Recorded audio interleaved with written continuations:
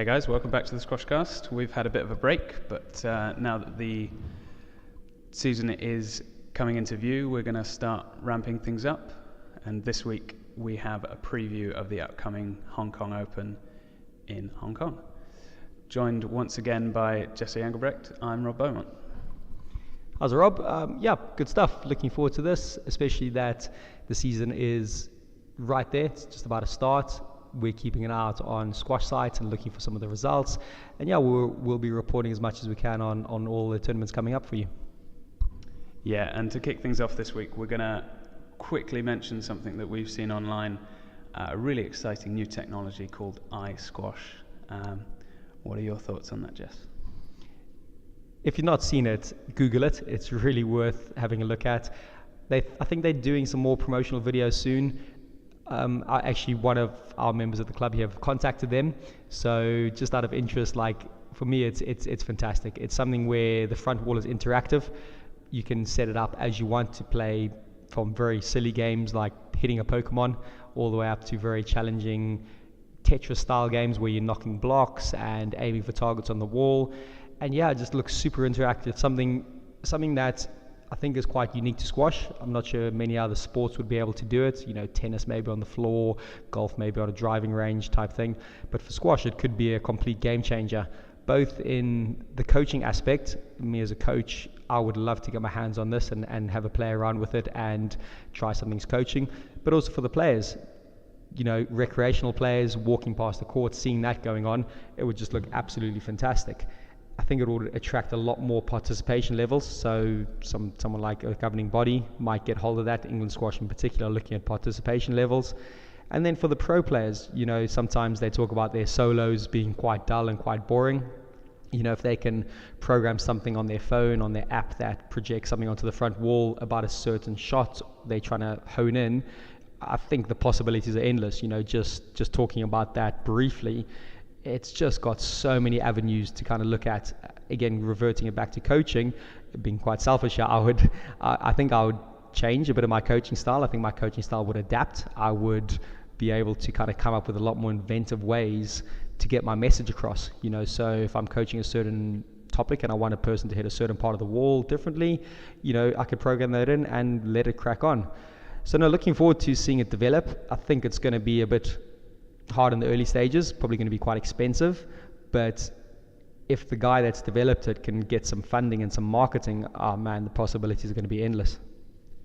Yeah, it's going to be really exciting to see that implemented in clubs like this one and big clubs around the country. And even if it's at the most basic level of target hitting, that's going to change the game completely. Yeah, and just going back to the participation levels, we get a lot of schools coming in here, and sometimes kids don't even know what squash is and which end of the racket to hold. Sometimes if you've got a coaching aid like that, and now a lesson will fly by, the kids would have hit probably a lot more balls than before. They would be doing it in quite a natural way where they're not having to think too much about the technique and the subtleties. And they'll actually probably learn by doing a lot quicker rather than necessarily a coach breaking it down and going through loads of detail. So, just on that side, for me, if we're getting schools and more school children trying it, that we could have a whole raft of new players coming in at the bottom end. Yeah, and it's going to help coaches communicate better. Instead of saying, you've got to hit above that line, sometimes kids don't necessarily understand that easily. If you've got something that's shown right in front of them, this big red dot that they've got to hit, then that's going to be really great for them to hit. Can't wait to see it. Really hope that we can get our hands on it as well, and hopefully a bit more funding for the developers and anyone who's interested in it. Check it out on iSquash, on Facebook, on Google, whatever. It's all over the place. It's fantastic. So we're going to move on. We're going to just run through the calendar for the rest of 2016 because the season starts 23rd of August in Hong Kong with the first World Series events.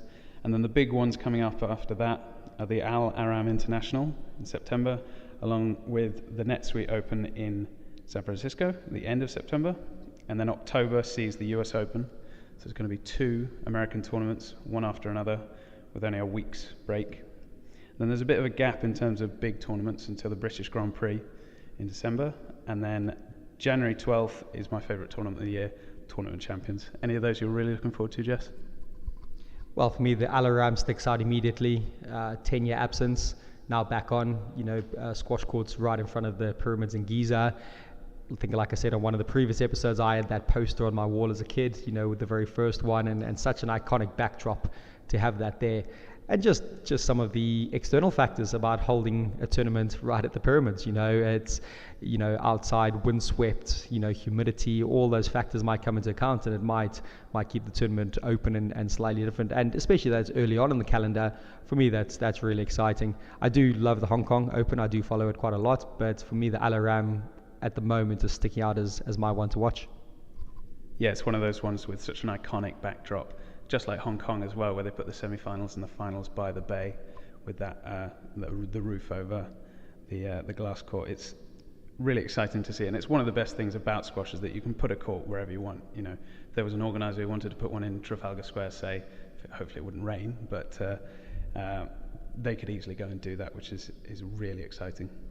So if we look on to the next tournament of the year, or the first tournament of the year, the Hong Kong Open, we've got almost a full raft of the men's players, with one exception in terms of the top 10. And unfortunately, it's for us, well, for me anyway, it's Nick Matthew who won't be at the tournament. Any thoughts why he might not be there? Not exactly sure. He's training like an absolute beast at the moment. If you follow him on Twitter and Facebook, he is putting in some serious shifts. I've got a feeling it's going to be his last season. I could be wrong here. I think he might have said that the season before. So a couple of things. I think he might be training a little bit deeper into the season to really make sure he's ready, so his body's going to hold up for all the wear and tear it's going to feel throughout the season.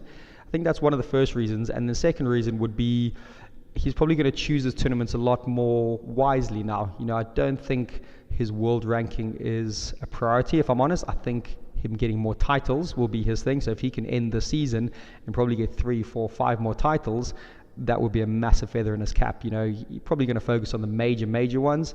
Not that Hong Kong's not major, but I think he'll probably look to kind of target 3 or 4 big ones.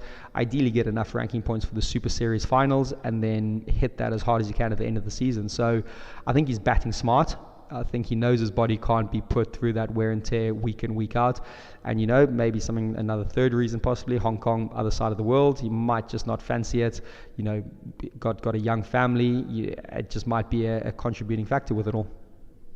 Yeah, it's great to see a player like that thinking ahead and choosing the best strategy for their best way to win. So if we look at the draw as it is, we've got Mohamed El Shorbagy right at the top and Greg Gaultier at second. And with the draw as it is, Mohamed would be seeded to play Cameron Pilley in the second round. From what you see in the draw, how tough do you think it's going to be for him to reach the final? Early season, it's hard to tell. I think this tournament tends to throw up some strange results along the way. Saying that, I'm going to contradict myself there a little bit. I think Mohamed El Shorbagy will make the final, and I think he will win the tournament, personally. Not easily, but I think he looks like the one to be shot at. In and around there, I think there's going to be some odd results. I think a few of the top 10 might lose a few matches early on. I think some of the lower players will have those little mini breakthroughs they're looking at. So yeah, I'm interested to see how it goes. Everyone's that's entered will target this. They would have tapered down their summer training. They would be focusing on this tournament.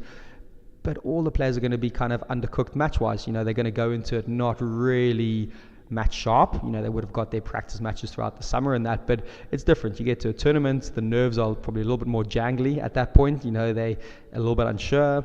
Some people might have put in a massive summer training with no injuries. Some might have had to taper off early because of injuries. So it'll be really interesting to see. One match that stands out for me is the English battle in the first round.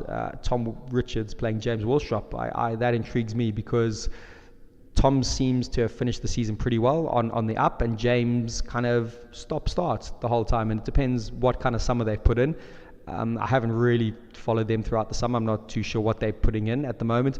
But for me, that'll be a really interesting battle. Kind of Tom, I could be incorrect here, but I don't think Tom has beaten James yet, and I think this could be one of his big chances to actually get a win over his countryman. Yeah, that's certainly going to be one to look out for on Squash TV. Also in the first round, we've got a small group in the bottom half of the draw of Rami versus Sourav Ghosal and Tarek Momin versus Simon Rosner. Now, if Rami wins the first round, he's seeded to play Omar Mossad, who is the third seed for the tournament. For a second round match, that's going to be a really exciting one. Yeah, listen, Rami coming into it unseeded, outside the top 8, I think everyone was trying to avoid him as much as they could. Sourav drew the short straw. That's sounding a bit harsh on Sourav. He might turn around and get a cracking win there. I've no doubt he's going to put a massive shift in. But then the winner of that has to play Omar Mossad. So, I think Omar is probably not all too over the moon about playing Rami/Sourav in the next round. And then looking just below that, you've got Tarek and Simon, which that's going to be an almighty battle. The speed and agility of Tarek and the heavy German tree chopper of Simon kind of chopping the ball around. And then their reward is likely to be Matthew Castagnet in the next round, which is, how he finished the season, an absolute beast machine of a player, only going up and up. And I predicted quite big things from the season ahead. So that little section is going to be brutal. And then they all kind of have to play each other, the winners of that. So going on the seedings, it could be Mossad versus Matthew Castagnet potentially. But the options seem endless in that situation. Any one of those, Mossad, Rami, Sourav, Tarek, Simon, Matthew, that they could all make it through to that. I think it's the quarterfinal phase by then. Yeah, it's going to be crazy exciting to see that first round and see how it pans out. And then the second round, it's going to keep getting better and better. With Rami having so many problems last season, how do you think he's going to bounce back, and how well do you see his season going over the next 12 months? He's such a maverick. I think the whole squash world, probably besides the people he plays against on the day, want to see him playing more often. And to be fair, I think if you were to ask the players, they would probably want to see him playing more. He just brings something so special to the game. It seems like we've got Lionel Messi of squash there, and he's just injured the whole time. How he's going to do, it's tossing that coin. You just don't know. He could get through the first round, the second rounds, and an injury might kick in. He could just go through the whole tournament like I've seen him do before. Can't remember what tournament off the top of my head it was last season. I think it was the World Open, wasn't it? Yeah, the World Open. Just turned up out of nowhere, just casually won the World Open as you do. So he could have that. Looking a little more ahead of that, backing that up is going to be tough. He just doesn't have that longevity in his legs or the grit. That's the wrong word. He hasn't played enough tournaments and battled long enough to be able to back up tournament after tournament because of his injuries. Nothing to do probably with his mental state. So I just hope for one, if he can just stay in, until Christmas time, then you never know. If he can stay uninjured till Christmas time, getting to a few quarter semis, maybe winning one of these tournaments, you just never know. He could then secure himself in there. Be interesting to see. I'm sure the commentators on Squash TV will know once it kicks off what he's done in the summer, whether he's had, I don't think he's had surgery, but whether he's strengthened up his hamstring, the famous Rami hamstring. And yeah, it's just such a shame we don't have someone like that playing more regularly. So watch the space. He's, for me, one of my favorite players, and we'll just kind of have to see how he gets on. Yeah, best of luck to Rami as well. And you said that your prediction was Mohammed for the tournament, and I can't really disagree with you. I think he's played so well last season and tailed off in the World Series, but that's it's not the biggest tournament of the year. Yeah, no, I think he would be disappointed with the World Series finals, Super Series finals. Didn't get the paycheck he wanted, but as we said in one of the previous episodes, he'd only lost one tournament the whole of last season. So, I think he would have taken that any day of the week, and I can only see him doing it again, if I'm honest. He's at that age where a few of the older guys are starting to maybe go out of the game. He seems the most dominant of players his age, around about the 25 mark. And the youngsters coming up, there's some special youngsters, but no one to really rival him. So, man, it would be hard to look past him for the next 2, 3, 4 years, until he actually starts slowing down a bit. So, while the squash world could be dominated a bit, whether that's a good thing or not is another debate for another time. But, yeah, he looks hard to kind of look past at the moment. Yeah, we've seen a lot of domination over the last 40, 50 years in terms of world number one, but there's always exciting squash further down the order. So we're going to move on to the women's draw, and it's a full complement from the top 10. We've got Nour El Shabini at number 1, and Laura Mazzaro seeded second. Renee Willily third, and Nicole David in fourth. And personally, I can't see past those four in terms of who's going to make it to at least the semi-finals. A bit more difficult to predict who's going to make the final because any one of those four could well make it. Yeah, no, I think those top four might just be ahead of everyone at the moment. Just looking at the draw in front of us now. Interesting that the two Egyptians are in the top half. They theoretically will meet in the semi-final, and then the Malaysian Nicole and Laura in the other half. That could be interesting as well. Not to sound harsh, but it could be the case of the Egyptian semi-final might slightly be the final, inverted commas, just because of the way and the style they play. And I think if Nicole and Laura get to that semi-final, they could duff each other up. They could duff up each other so much that by the time they get to the final, they might just be kind of on their last legs. Not saying that won't happen with the Egyptian girls in the other half of the draw, but the way Laura and Nicole play, it's attritional battle. It's a big battle, and I think that'll probably go to a 5-setter either way. And I could see the Egyptians, in the other half of the draw, the top half, the two girls, I think one of them will probably win easier than the other. Al Shabini, my bet in that case.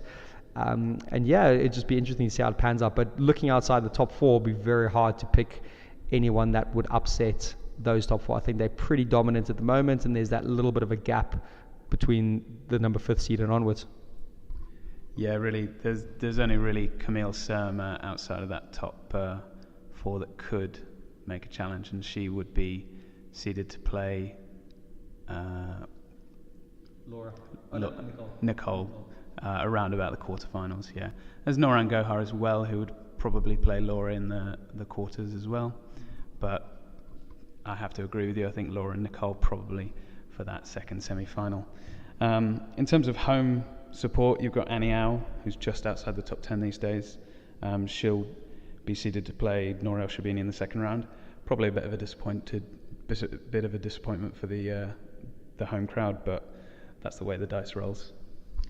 Yeah, I've seen Annie play quite a few times, and she does raise her game to her home crowd. I think she's quite comfortable playing at home, and she's comfortable playing in front of that type of crowd. So, good luck to her. But as I said, it could be the home favourite out a little bit early on in this tournament. But great to see the men and women running side by side. It always is nice to have that contrast. Sometimes if it's just a men only or just a women's only, it can get a little bit kind of favoured one side. But no, for me for one, I'm going to be watching both events quite keenly. Yeah, absolutely. So will I. So I just wanted to run a couple of questions past you because it is the first tournament of the season. And first off, I just wanted to know how you think the first tournament of the season differs to the later ones. Yeah, I mentioned it a little bit earlier. The whole pre-season training has got a massive contributing factor to it. So some players would have had one of their best summers, I can imagine, like got every bit of their physical benchmark sorted, hit every target they wanted to, put themselves through all sorts of pain and anguish, and come out of it uninjured. Who that is, we don't know yet. It's all done pretty much behind closed doors or with their coaches. And then other people will be battling injuries and niggles and not achieving their goals. So for me, that's going to be interesting to see who's put in that physical shift and who will be ready.